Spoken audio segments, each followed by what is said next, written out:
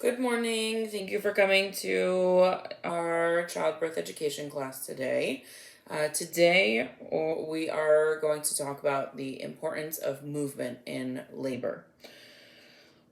There are lots of different classes that teach moms about movement. There's Dancing for Birth. There is the Spinning Babies website.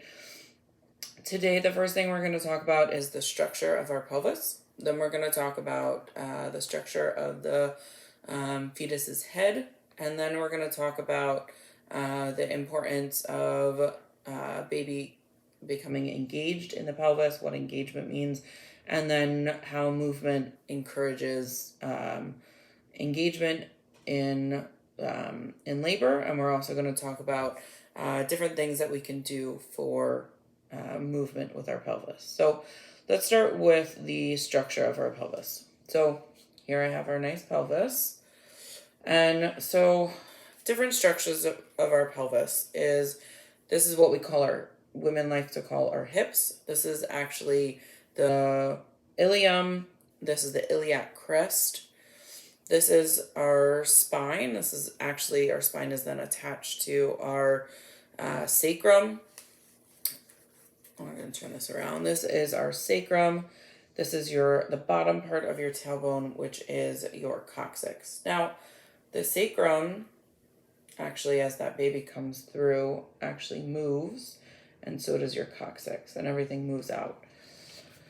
This front part, which a lot of women complain about pain as the baby grows and our body releases relaxin hormones, is the symphysis pubis. If you notice, it's actually cartilage that attaches our bones together and it overlaps. And as that relaxin happens, then it actually starts separating and opening. So that's our pelvis. Those are going to be the main structures of our pelvis that we're going to discuss. Then we've got our baby, a nice little baby. So the tops of the baby's head actually has, as most of you know, probably the soft spots, right? We've got the top soft spot on the top of the baby's head and the main one that's at the back. Now, as a baby comes, well, before we get there, we've got the suture lines, which are the bones in the baby's skull, are not totally fused until that baby is about 2 years old. And when the baby comes through the pelvis, those bones mold over on top of each other so that baby can fit through our pelvis and then fit through the opening at the end. So our baby's head molds. So before we go further, I want everybody, if you're wearing a ring, or if not, then imagine that you're wearing a ring. If we have a ring on our finger, ideally our ring is going to not be too big. But you can't usually just pull a ring off. It doesn't work. It goes down a little bit, comes back. Down a little bit, and comes back. But if you take a ring and you move it side to side, and you have movement, then it comes off of our finger quite easily. So that is the same thing if we have a pelvis and a baby. We've got a baby and our body is contracting, and that contraction is used to push that baby's head down and through.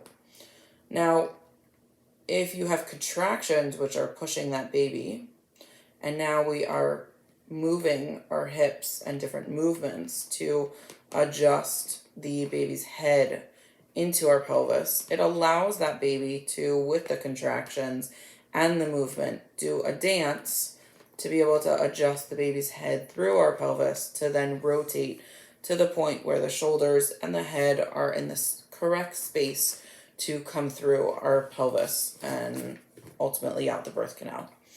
Now, different ways that babies' faces can get stuck in our pelvis without the movement is if we are lying on our back, and those, we said before in the beginning, the sacrum and the coccyx, as our baby comes through, pushes down on that sacrum and pushes down on that coccyx, and it opens up the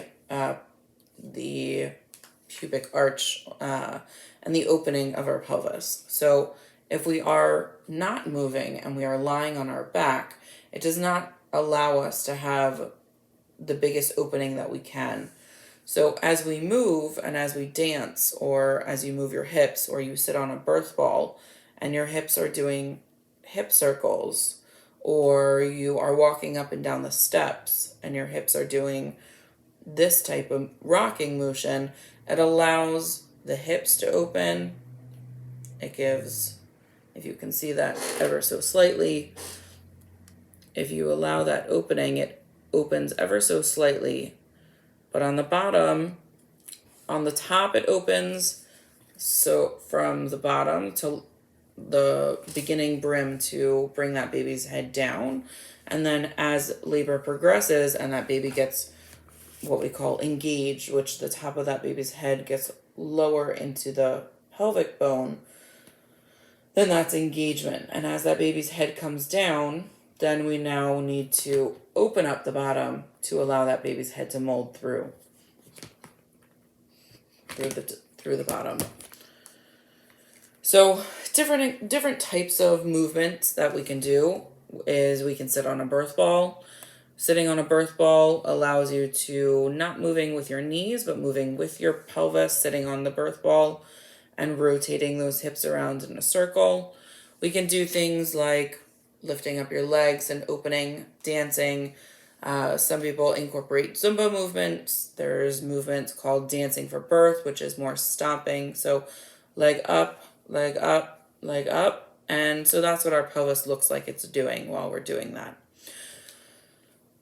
What I would encourage my clients to do, what I would encourage my students to do now would be to practice and start incorporating different movements if that's not what you're used to during your pregnancy, so that when you go into labor, the thought of dancing in labor is not foreign to you.